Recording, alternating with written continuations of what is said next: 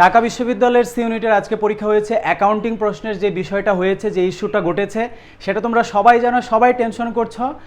এখন তোমাদেরকে আজকে আসল খবর এখন তোমাদেরকে দিব যে কি হতে পারে। অনেকেই ভাবছে যে ভাইয়া পরীক্ষা আবার হতে পারে। সবার আগে বলে নেই, পরীক্ষা হওয়ার আর কোনো সম্ভাবনা নেই। তো যাদের পরীক্ষা ভালো হয়েছে তারা খুবই ধরো যে কোনো টেনশন করার কোনো দরকার নেই, ভালো মুডে থাকো।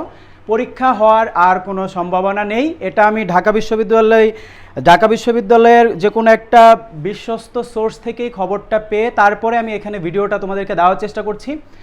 তার মানে ঢাকা বিশ্ববিদ্যালয়ের সি ইউনিটের যে অ্যাকাউন্টিং প্রশ্নে যে ব্যাপারটা ছিল, ব্যাপারটা আমরা ক্লেরিফাই করে এখানে আর না বলি, সেটা তোমরা নিজেরাও বুঝতে পারছো যে একটু গরমিল ছিল, দুই একটা সেটে বা চারটা প্রশ্ন রিপিট হয়েছে, অনেকে বলছিল যে ডাবল চলে এসেছে এরকম।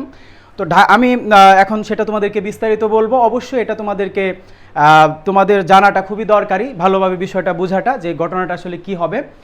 তো এখানে আমি বিস্তারিতভাবে ডিটেলসে আরেকটা কথা আমি আগে বলি। আমি দু একজনকে বলতে দেখলাম যে ঢাকা বিশ্ববিদ্যালয়ের সি ইউনিটের প্রশ্ন নাকি ফা বা এরকম, হ্যাঁ, যে ফাঁস হয়েছে নাকি এরকম। তাহলে এগুলা কথাবার্তা যারা বলে তাদের ঢাকা বিশ্ববিদ্যালয়ের সি ইউনিটের সম্পর্কে কোনো ধারণাই নেই, ঠিক আছে?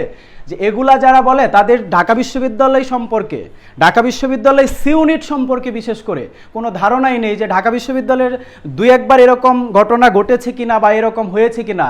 আমরা কখনোই সি ইউনিট রিলেটেড বিষয়ের সাথে কখনো আমরা এরকম বিষয় শুনিনি বা দেখিনি। আমরা কোচিংয়ে ক্লাস নিচ্ছি, আমি নিজেই 7 বছর ধরে ইংরেজি পড়াচ্ছি, আমরা সি ইউনিটে পরীক্ষা দিয়ে চান্স পেয়েছি, BBMBA শেষ করেছি। তাহলে এরকম কথা কোনো ধরো যে একটা বড় পর্যায় থেকে যদি আসে বা হুটহাট তোমরা স্টুডেন্টরা কেউ এগুলো বললে বলা যায়, কিন্তু যদি এটা বলে কোনো প্ল্যাটফর্মের কেউ বা কোনো টিচার হিসেবে যদি এটা বলে, তাহলে এটা খুবই অপমানজনক একটা বিষয় এবং খুবই এটা ধরো যে নিন্দাজনক একটা বিষয়, নিন্দামূলক একটা বিষয় যে বলছে যে প্রশ্ন নাকি ফাঁস হয়েছে। তাহলে আমি বলবো যে ঢাকা বিশ্ববিদ্যালয়ে উনি কি যেই এই কথা বলুক, আমি জানি না, আমি শুনেছি আমার দুই একটা কাছে ছোট ভাই বললো যে তারা দেখেছে এরকম পোস্ট। তো যারা এই কাজটা করছে তাদেরকে আমি বলবো পোস্টগুলো ডিলিট করেন। আপনি নিজেও হয়তো বা ঢাকা বিশ্ববিদ্যালয়ের সি ইউনিটের না, যার কারণে আপনি এই জিনিসটা জানেন না, ঠিক আছে? তো এগুলো বুঝে শুনে যখন ঢাকা বিশ্ববিদ্যালয়ের রিটেন যুক্ত হলো তখন থেকে এখন পর্যন্ত ঢাকা এবং বিভাগীয় শহরে পরীক্ষা হয় এখন, আগে তো এটাও হতো না। এখন তো কোনো কিছু এগুলো কোনো আমাদের চিন্তাতেও কখনো আমরা ভাবি না যে এরকম কি হয়েছে কিনা এবার বা এরকম হয়েছে কিনা, ঠিক আছে? তো এখন আমি ক্লিয়ার করি।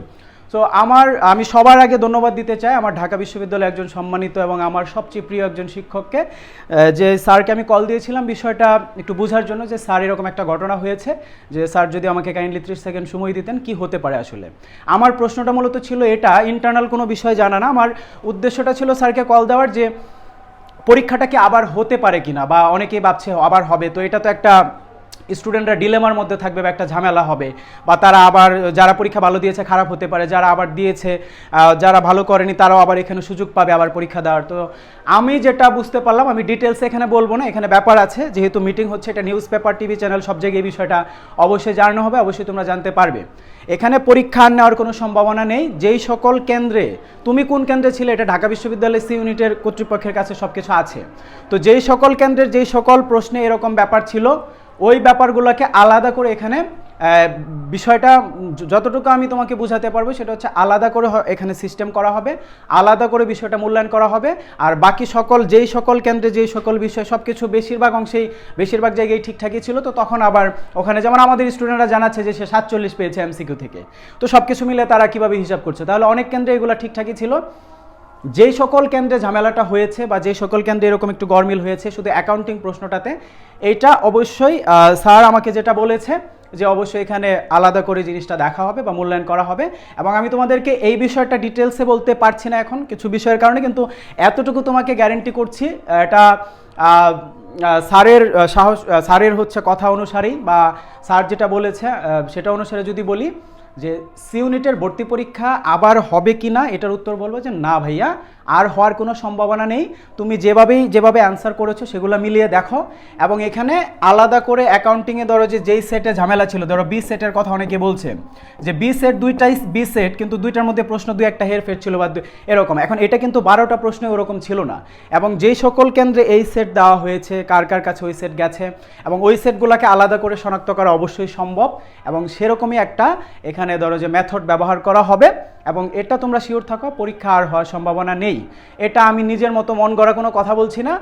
যদি যদি পরীক্ষা আবার সম্ভাবনা, যদি ধরো যে পরীক্ষা যদি আবার অনুষ্ঠিত হয়ও, তারপরেও এখানে আরও ব্যাপার আছে যেগুলো নিয়ে মিটিং হচ্ছে, এগুলো জানাবি। কিন্তু আমি তো এটা আমার নিজের কথা বলছি না। সো যারা আজকের সি ইউনিটের অ্যাডমিশন সিকার আছো, তোমরা সবাই ভিডিওটা শেয়ার করো, সবাইকে জানাও, বা বন্ধুবান্ধব যারা আছে তাদেরকে অন্তত বলো যে পরীক্ষা আর হওয়ার সম্ভাবনা নেই। এটা আইজান ভাইয়া বলেছে এবং একটা বিশ্বস্ত সূত্রের খবর থেকেই বিষয়টা তোমাকে বলা হয়েছে এখানে। আশা করি বিষয়গুলো বুঝতে পেরেছ। টেনশন করার কোনো কারণ নেই। পরীক্ষা যেরকমই হোক, পরীক্ষা যাদের খারাপ হয়েছে তারা বরং অন্য ভার্সিটি যেগুলো আছে সেগুলোর জন্য প্রিপারেশন নাও। ঢাকা বিশ্ববিদ্যালয়ে চান্স পাওয়াই লাগবে এমন কোনো কথা নেই।